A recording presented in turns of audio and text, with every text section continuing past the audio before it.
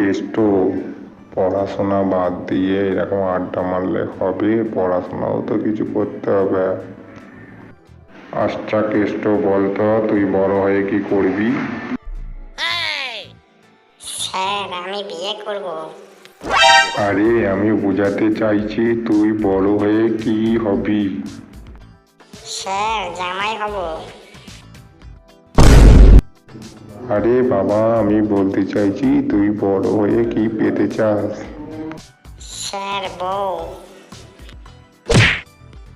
আরে গাধা, তুই বড় হয়ে তোর বাবা মার জন্য কি করবি? স্যার, আমি বউ নিয়ে আসবো।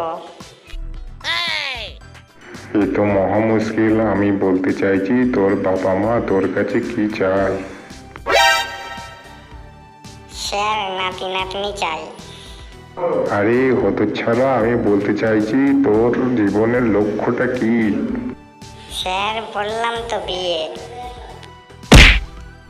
জীবনে তুই আড্ডা মারা ছাড়া আর কিছুই করতে পারবি না, ফাঁকি বাজ ছেলে কোথাকার। যা এখান।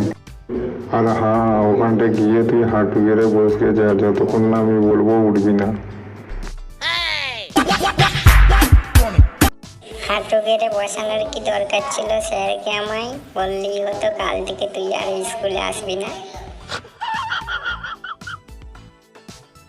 আমার ভিডিও যদি তোমাদের ভালো লাগে, like, comment, share and subscribe করে দিবে আরও নতুন নতুন ভিডিও পাওয়ার জন্য।